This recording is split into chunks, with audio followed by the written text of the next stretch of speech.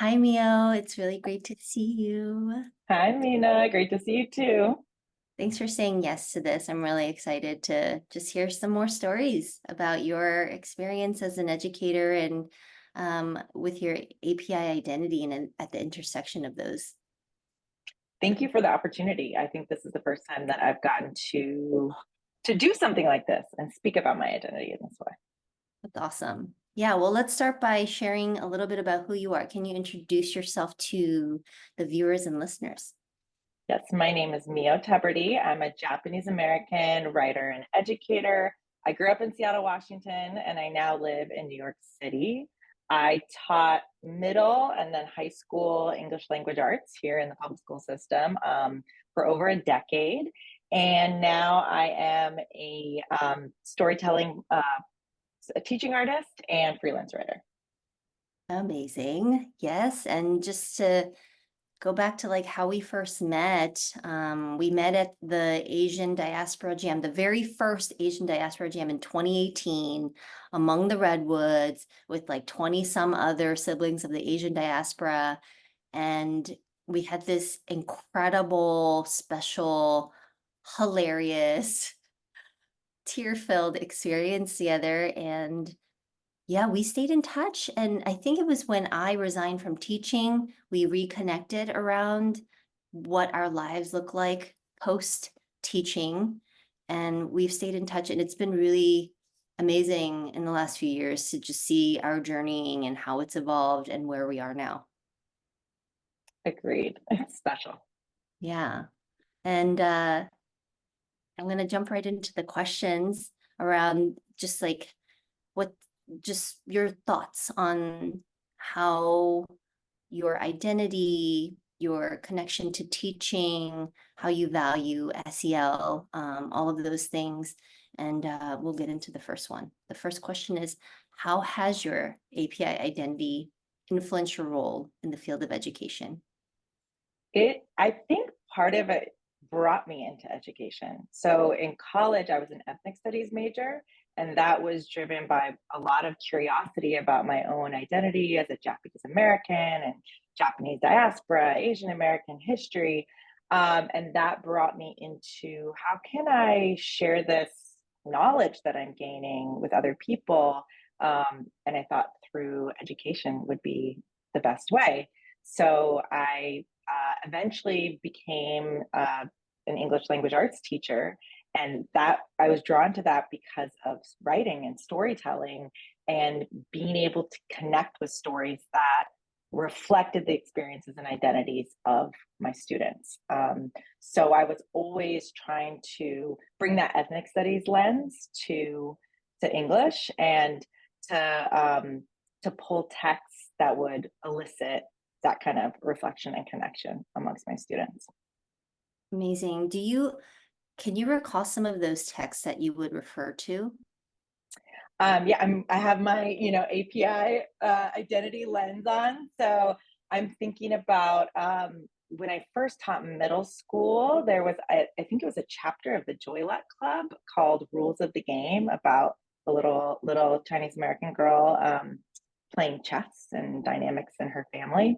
And then more recently, when I was teaching high school, I taught the novels The Namesake by Jhumpa Lahiri and The Leavers by Lisa Ko. And it was so special to get to have Asian American students who shared same or similar identities see themselves reflected in those novels. It was, not maybe new for them, but then also to see the students of other identities connecting in, learning, finding connections across identities as well.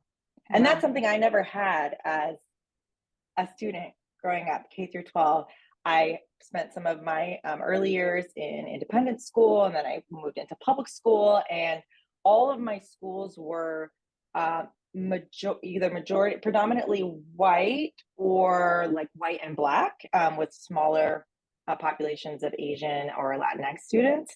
And the teaching at that time was, especially if I think about my English classes, was more the classical canon of more white authors or global literature. So I got to read some Asian authors, but I can't even remember a single Asian American author that I got to read in high school. Yeah, as you're sharing this, I'm taken back to when I was in school, and I don't think I ever did either. I think my very first introduction to Asian American lit was Amy Tan's Joy Luck Club, and I gobbled that up because I was like, "What? There's a book where I can actually relate to it." And during school, I don't think I read a single book that I could relate to as an Asian American. So that's really incredible that you were able to bring that in for your students, juxtaposed against your experience where you didn't have that. Yeah, that's really special. And so this, I think, leads right into the next question of a time when, in your schooling experience, can you share about when you felt safer, soothed, seen, and more secure in your Asian American identity, and sharing about why that was so valuable to you? Yeah, again, I don't think that really happened in a full way until college. So when I think about K through 12, I had very few, if any, Asian American teachers. I had a Japanese language teacher who was from Japan, and that was really cool.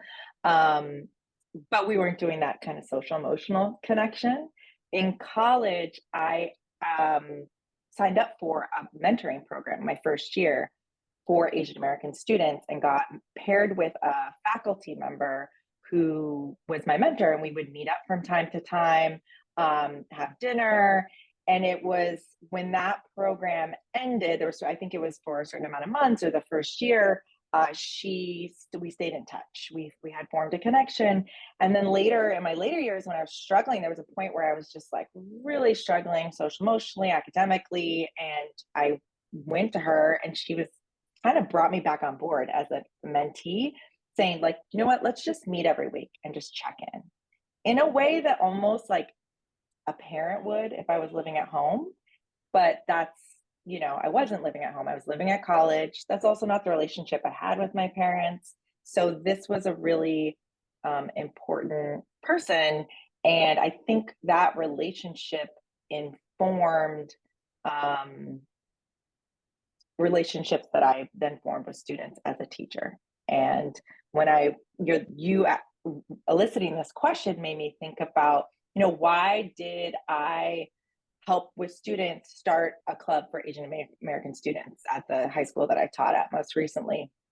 And it was because there were students who I saw having issues and there wasn't really a space for them to get acknowledged. Like there was an advisory system.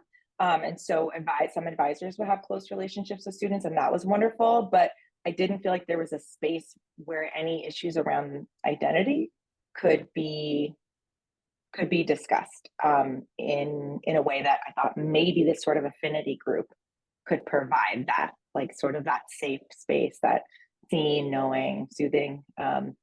And I'm not the student, so I don't know how it went for them, but I think it did. They talked about, they were such a minority population in the school that was predominantly Latinx and Black, with some, smaller population of white and small population of Asian students. So to have that weekly affinity space, I think was really special, and across grades as well. So building relationships with other Asian American students across grades. Yeah. Gosh, so you didn't mention the identity of your mentor. I'm assuming she was Asian American? She was Korean American. She is Korean American. And that was, yeah, it was very special to connect with her, talk about family dynamics. She was very open with me at points when she struggled throughout her college process, and that made me feel supported and seen. And I felt like I could, she talked some about her family dynamics. And again, I was trying to be independent young adult and not rely on my parents, but it was really special to have that adult mentor who was reflecting some of my identity see me and listen to me and advise me. Yeah, and you had mentioned that that actually influenced how you show up for students when you were a teacher, and then creating that Asian American affinity space, and how special that is, that it's one, the across grades. I'm like, oh, that's like the little sibling, older sibling dynamics that's so prevalent in our Asian communities, just like the communal aspect of it. And just having a space where we are visibilized, because I'm just thinking about how systemically Asians in the United States are so invisibilized, just through the history that is taught or isn't taught, even through policies, like how we are wedged, we are used as wedges, and within the racial triangulation of like how the reductive lens of race through white and black. And Mhm. that's like, where do we fit in? Where's our space? I feel like that's a question that comes up a lot for Asians. Absolutely. And I feel like that in a larger classroom environment, when I'm trying to have conversations that touch on race and racial dynamics in the US, as an English teacher, I do it usually through a text that we're reading, or research that they're doing for their own persuasive speeches, something like that. But I feel like the nuances of Asian American identity in the United States, we can't go that deep because there's a certain amount of educating other people, and of other identities, and then you know students kind of reflecting and understanding their experience. But sometimes you can go deeper in an affinity space. And something that you said made me think about, um, yeah, there was also, a small group of Asian teachers at the school, and they were all a part of the club in various different ways, very supportive ways. Some couldn't, their schedules didn't allow them to attend, or they could just come to certain events, or they supported it in the background organizationally. Um, but they were all very supportive and connected to the students. And one of them joined on more as like a co-advisor the second year, because she started having conversations with students, Asian students, and she was feeling like that invisibilization, if that's a word, that they were experiencing, that she had experienced in high school. And the school that I worked in is amazing, and it had a social justice orientation, and we talked about all the different identities. But when you're such a small group in this society where you're a small population, and there's been this history of, to use the word used, invisibilizing, it's hard to be seen and understood, because that's not like the mainstream narrative, and it's not the mainstream understandings around race. So there's like missing context and language. Mm. And then that just shows up on the small scale of the day to day. Totally, the micro and the macro, and just the reflection of societal into our communities and the schools and even our own families. And this is also making me think about, like, there's so few, I feel like there are not that many Asian American educators in the system. And the educators who are not Asian, who are hearing this thinking, well, what am I supposed to do for the students who are Asian? Am I invisibilizing them? Like, what, it's making me think about what can we share with them about how they can still actually be a safer, secure, soothing support system for students who do feel invisibilized. I think that one thing that has been a part of my experience, and what I saw my students experience, is the prevalence of stereotypes around Asians and Asian Americans.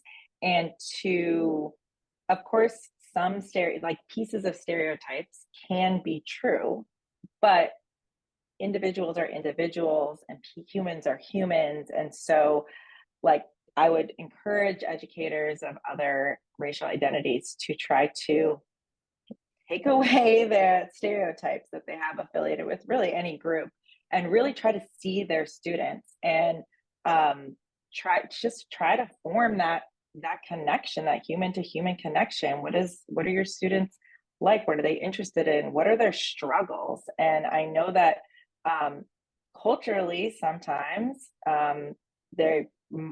myself and my Asian students have been more reluctant to share what might be a struggle. And if we talk about social emotional, particularly around um, um, socioeconomic issues or mental health issues, some students, not all, some are very forthright, are more reluctant to be open. And so trying to create that connection so that there is a safe space and an ability to encourage opening up around where support might be needed. Yeah. Nice. Thanks. Yeah. And so, I mean, you've worked with young people of all ages, and you're continuing to do that through moth storytelling workshops, which is so amazing. I love the moth. And I'm just curious, how do you resource yourself so that you're able to show up as that safer, secure, more soothing, it's the four S's: safe, secure, seen, and soothed attachment figure for young people? Honestly, the biggest thing I do is probably therapy. I've been in therapy on and off for 20 years. And a lot of that has to do with, my family of origin just wasn't very resourced in terms of social emotional learning. And so I've had to seek that out as an adult and learn tools for understanding myself emotionally and how to emotionally regulate in a way that I can then be more present and empathetic to other people's emotions, including my students, colleagues, people in the world. So that's a big one. And I always encourage everybody to go to therapy if they can or want to. And I've encouraged many of my students when they're having issues to go take advantage of the school social worker, counselors, or outside therapy if it's available. Yeah, so that's a big one. And then reading, continue. I got a lot of great professional development as a teacher around social emotional learning and incorporated those tools to use with my students, but also with myself. A small example is like growth mindset. I didn't know anything about growth mindset when I was a student. I was very much a perfectionist, was very much encouraged to be that, try to push to achieve to be that perfect, outcome instead of focus on the process or what I'm learning from the process or how I've grown from the last time I've done something, maybe not even something academic, something emotional, something of one of my passions. So yeah, Nice. continued learning. Continued learning, unlearning, and yes, yes to all of that. Yeah, I also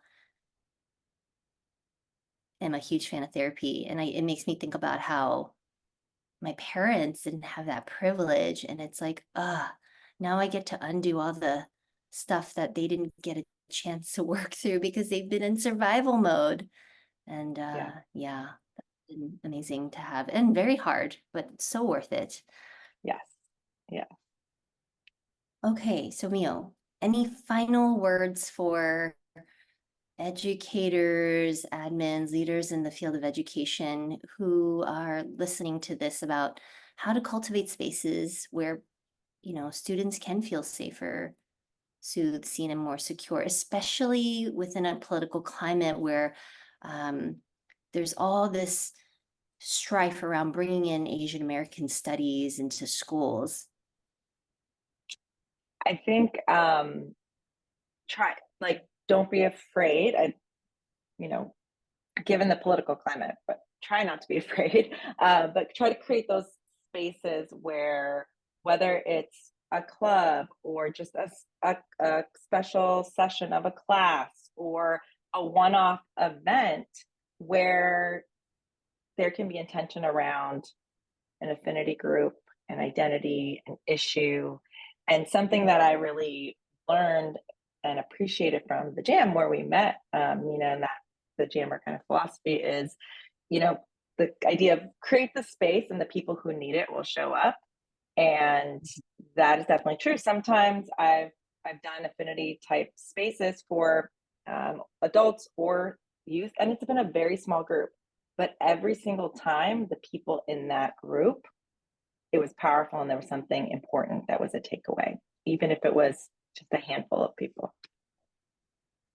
Yeah. Oh, that's so powerful to hear. I'm just like really resonating with that. Like whoever is meant to show up will show up. And even those like one-on-one connections are what's going to save us in the end.